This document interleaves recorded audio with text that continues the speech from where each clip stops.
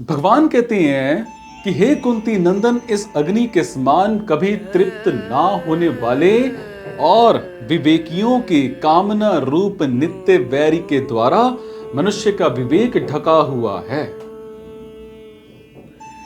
भगवान ने पाप करवाने में मुख्य कारण काम अर्थात कामना को बताया था, और उसी कामना के लिए भगवान ने कहा है कि जैसे अग्नि में घी की सुहाती मतलब अनुकूल आहुति देते रहने से अग्नि कभी तृप्त नहीं होती, हालांकि बढ़ती ही रहती है, ऐसे ही कामना के अनुकूल भोग भोगते रहने से कामना कभी तृप्त नहीं होती, हालांकि अधिकाधिक बढ़ती ही रहती है। जो भी वस्तु सामने आती है, कामना अग्नि की तरह उसे खाती रहती है। भोग और संग्रह की कामना कभी पूरी होती ही नहीं।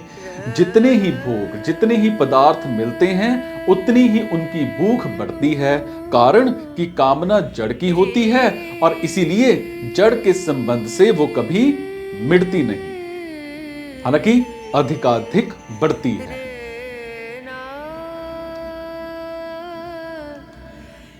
जैसे 100 रुपए मिलने पर 1000 रुपयों की भूख पैदा होती है, तो इससे सिद्ध हुआ कि 900 रुपयों का घाटा हुआ है। 1000 रुपए मिलने पर फिर सीधे 10,000 रुपयों की भूख पैदा हो जाती है, तो ये 9,000 रुपयों का घाटा हुआ। 10,000 रुपए मिलने पर फिर सीधे 1 लाख रुपए की भूख पैदा हो जाती है, तो ये 90,000 रुपए का घाटा हुआ। लाख रुपए मिलने पर फिर 10 लाख रुपए से संतोष नहीं होता, हालांकि सीधे करोड़ रुपए की भूख पैदा हो जाती है, तो सिद्ध हुआ कि 99 लाख रुपए का घाटा हुआ। इस प्रकार वहम तो यह होता है कि लाभ बढ़ गया, पर वास्तव में घाटा ही बढ़ा है। जितना धन मिलता है उतनी ही दरिद्रता मतलब धन की भूख बढ़ती है, और वास्तव में दरिद्रता उसकी मिटती है जिसे धन की भूख नहीं है। और वास्तव में धन उतना बाधक नहीं है जितनी बाधक उसकी कामना है। धन की कामना चाहे धनी में हो या निर्धन में, दोनों को वो परमात्म प्राप्ति से वंचित रखती है, और कामना किसी की भी कभी पूरी नहीं होती, क्योंकि ये पूरी होने वाली चीज है ही नहीं। कामना से रहित तो कामना के मिटने पर ही हो सकते हैं। जड़ के संबंध से होने वाले सुख की चाह को काम कहते हैं। नाशवान संसार में थोड़ी भी महत्व बुद्धि का होना काम होता है। अप्राप्त को प्राप्त करने की चाह कामना है। अंतःकरण में जो अनेक सूक्ष्म कामनाएं दबी रहती हैं उनको वासना कहते हैं। वस्तुओं की जरूरत प्रतीत होना सप्रहा है, और वस्तु में उत्तमता और प्रियता दिखना आसक्ति है। वस्तु मिलने की संभावना रखना आशा है, और ज्यादा वस्तु मिल जाए ये लोभ या तृष्णा है। वस्तु की इच्छा ज्यादा बढ़ने पर याचना होती है। ये सभी काम के ही रूप होते हैं। विवेकशील साधक ही इस काम रूप वैरी को पहचानता है और उसका नाश करता है। साधन ना करने वाले दूसरे लोग तो इसे पहचानते ही नहीं, हालांकि इसे सुखदायी समझते हैं। और भगवान कहते हैं कि ये काम विवेकशील साधकों का नित्य वैरी है। कामना पैदा होते ही विवेकशील साधक को विचार आता है कि अब कोई ना कोई आफत आएगी। कामना में संसार का महत्व और आश्रय रहता है।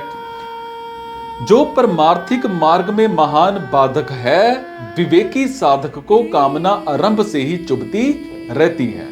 परिणाम में तो कामना सबको दुख देती ही है। इसीलिए ये साधक की नित्य निरंतर वैरी है। भोगों में लगे हुए अज्ञानियों को ये कामना मित्र के समान मालूम देती है, क्योंकि कामना के कारण ही भोगों में सुख प्रतीत होता है।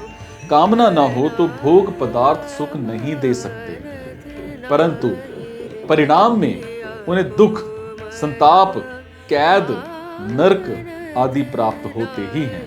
इसीलिए वास्तव में ये कामना अज्ञानियों की भी नित्य वैरी है, परंतु अज्ञानियों को जागृति नहीं रहती, जबकि विवेकशील साधकों को जागृति रहती है।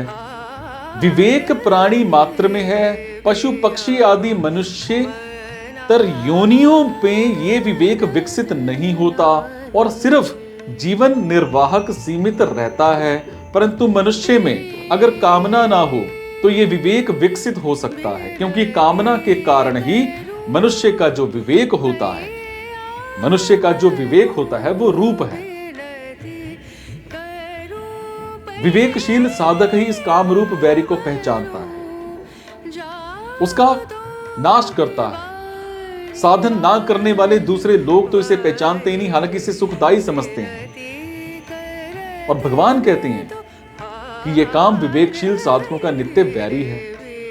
कामना पैदा होते ही विवेकशील साधक को विचार आता है कि अब कोई ना कोई आफत आएगी। विवेक प्राणी मात्र में है, पशु पक्षी आदि मनुष्यतर योनियों में यह विवेक विकसित नहीं होता। ऐसा ही होता है, अपने प्रति कोई अप्रिय और असत्य बोले तो वो बुरा लगता है, और प्रिय और सत्य बोले तो अच्छा लगता है। और इसका मतलब यह हुआ कि अच्छे बुरे, सद्गुण दुर्गुण, कर्तव्य अकर्तव्य आदि का ज्ञान अर्थात विवेक सभी मनुष्यों में रहता है, परंतु ऐसा होने पर भी वो अप्रिय और असत्य बोलता है, अपने कर्तव्य का पालन नहीं करता। तो इसका कारण यही है कि कामना ने उसका विवेक क्या कर लिया, ढक लिया है। और कामना के कारण ही त्याग में सुख है। यह ज्ञान काम नहीं करता। मनुष्य को प्रतीत तो ऐसा होता है कि अनुकूल भोग पदार्थ के मिलने से सुख होता है, पर वास्तव में सुख उसके त्याग से होता है। यह सभी का अनुभव है कि जागृत और स्वप्न में भोग पदार्थों से संबंध रहने पर सुख और दुख दोनों होते हैं, पर सुषुप्ति गाढ़ निद्रा में भोग पदार्थों की किंचित भी स्मृति ना रहने पर सुख ही होता है, दुख नहीं। इसीलिए गाढ़ निद्रा से जागने पर वो कहता है कि मैं बड़े दुख से सोया, और इसके सिवाय जागृत और स्वप्न से थकावट आती है, जबकि सुषुप्ति से थकावट दूर होती है और ताजगी आती है। इससे सिद्ध होता है कि भोग पदार्थों के त्याग में ही सुख है। धन की कामना होते ही धन मन के द्वारा पकड़ा जाता है। जब बाहर से धन प्राप्त हो जाता है तब मन से पकड़े हुए धन का त्याग हो जाता है और सुख की प्रतीति होती है। सो वास्तव में सुख की प्रतीति बाहर से धन मिलने पर नहीं हुई, हालांकि मन से पकड़े हुए धन के त्याग से ही हुई है। अगर धन के मिलने से ही सुख होता तो उस धन के रहते हुए कभी दुख नहीं आता, परंतु उस धन के रहते हुए भी दुख आ जाता है। जब मनुष्य किसी वस्तु की कामना करता है तब वो पराधीन हो जाता है। जैसे उसके मन में घड़ी की कामना पैदा हुई, कामना पैदा होते ही उसको घड़ी के अभाव का दुख होने लगता है, तो ये घड़ी की पराधीनता है।